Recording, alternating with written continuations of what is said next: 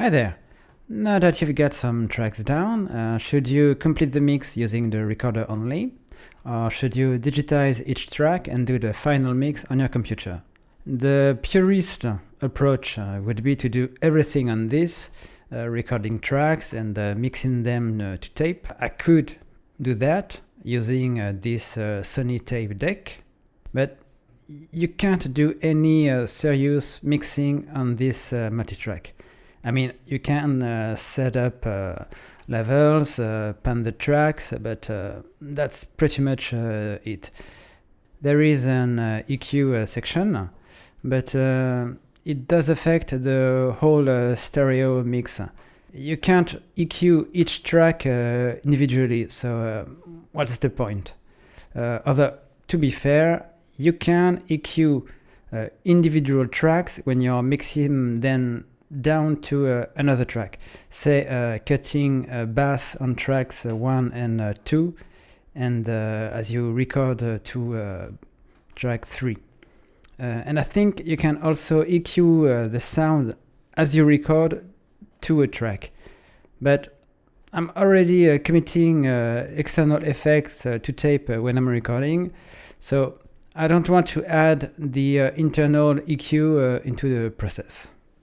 My opinion is that the end result is what counts, and I see little advantage to do a crappy tape mixdown within the box, especially since recording tracks, they have issues.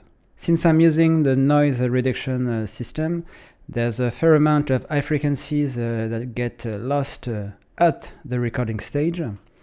Check out episode 5 about this.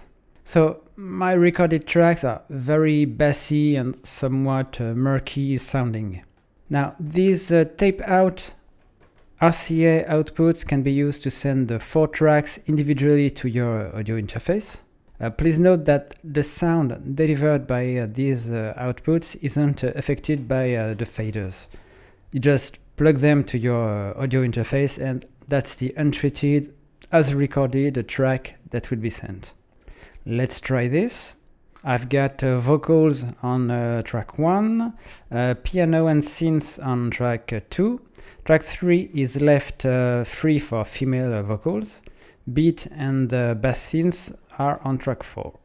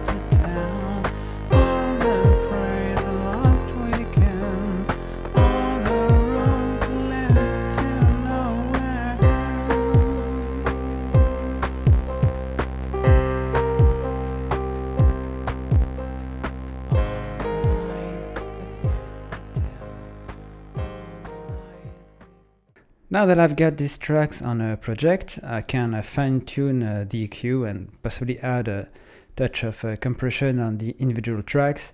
So that's how I'm going to do the whole mix on this cassette EP. Okay, stay tuned and stay safe.